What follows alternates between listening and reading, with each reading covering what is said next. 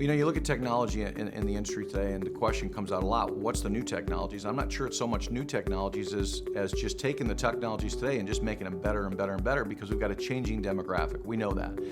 Look, we're in the information age. You look at the generation, the X and Y generation that's coming up, and these kids are technology savvy and minded.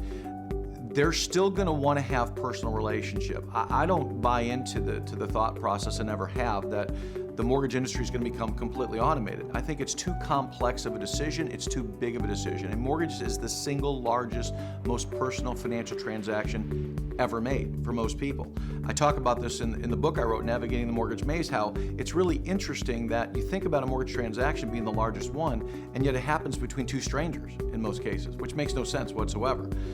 Because of that, it's important that we understand that there's going to be a human element, but technology is going to help you attract that person in. People are looking for simpler, easier ways to do things. So I think the trend of the future, what's going to make technology greater and greater and greater, is access to mobile apps, social media presence, things that make it simple for whatever technology uses we have going in the future, and really appealing to that age group that's coming up.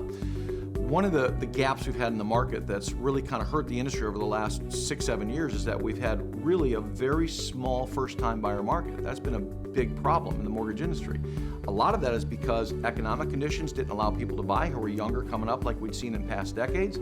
The other part of that was that we don't have the kind of inventory out there today that's going to allow that. Well, that's changing. We're starting to see inventory increase in the purchase world. We're starting to see more kids coming out of college now who once again can afford homes, can buy homes, because homes became affordable when the mortgage meltdown drove prices down and made home ownership much more viable. Because of those changes, if technology moves in the direction to understand the diversity like we talked about between purchase and refi, the way to really attract through technology and handle customers, and then how to really appeal to that market in the most simplistic ways they can, because the one thing we learn about technology is it keeps trying to make things simpler and easier and faster. So if you're simpler, easier, and faster, you're going to win.